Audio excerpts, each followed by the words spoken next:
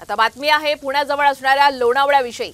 आज आणि उद्या असे 2 दिवस लोणावळा नगर परिषद क्षेत्रातील सर्व शाळांना सुट्टी जाहीर करण्यात आलेली आहे। हवामान विभागाकडून पुढील 2 दिवस लोणावळ्याला अतिवृष्टीचा इशारा देण्यात आलेला आहे। खबरदारीचा उपाय म्हणून लोणावळा मुख्याधिकाऱ्यांनी सुट्टी जाहीर केलेली आहे।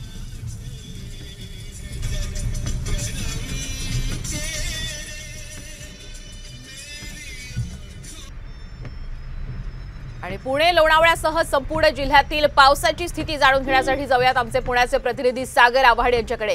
सागर, आपण पाहतोय पुण्यामध्ये आता अनेक सखल भागात पाणी साचलेलं आहे।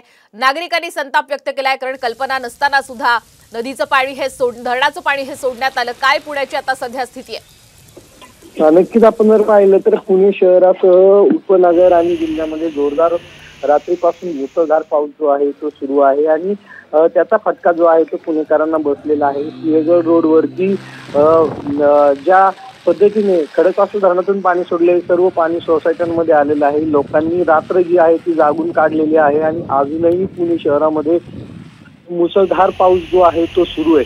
त्यामुळे रस्त्यांनाही नाल्याचं स्वरूप आलेलं आहे। त्यामुळे शाळा ज्या आहेत शाळांना सुट्ट्या देण्यात आलेल्या आहेत। जे चाकरमाने आहेत त्यांची कामावर जाण्यासाठी हाल होताना पाहायला मिळत आहेत। एकंदरीतच हा मुसळधार पाऊस जो आहे तो पुढील 2 तास असण्याची शक्यता वर्तवण्यात आली आणि हा पावसाचा अंदाज जो आहे तो पुढील 1 दिवस अशाच पद्धतीने असणार आहे।